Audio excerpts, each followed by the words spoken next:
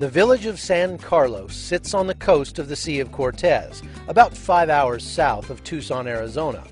And although it's a pretty good drive south of the border, it's easy to forget this is Mexico. Most signs are in English, and many residents here could go by the term gringos. That's because this is one of many retirement communities springing up in Mexico. More than 6,000 Americans and Canadians live in San Carlos alone, and it's not just because of the sun and sand. Bob and Becky Burr first came here 12 years ago on vacation. I was a little bit fearful at first because you don't just go to Mexico. But when we got here, we found we loved it.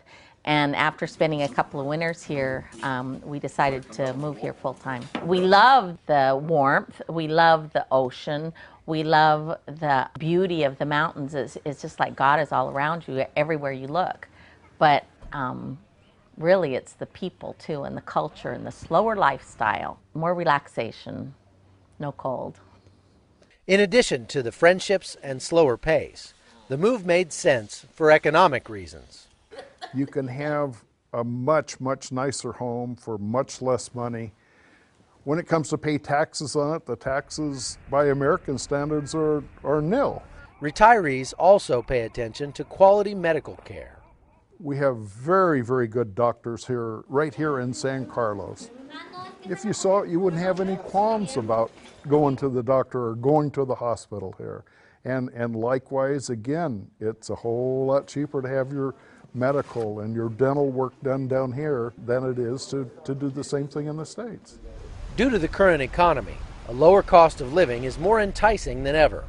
You can see that in the numbers. Some estimates put the number of Americans who have moved abroad as high as 3 million, and that doesn't count those who are considering a move.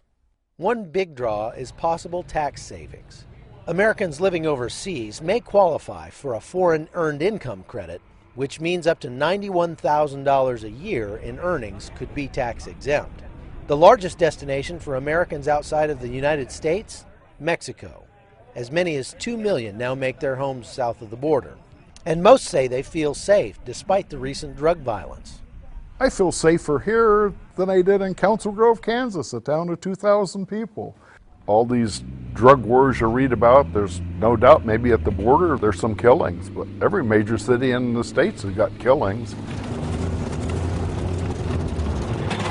There's one other thing Americans say they find when they move overseas. That's a little thing in America we used to call freedom.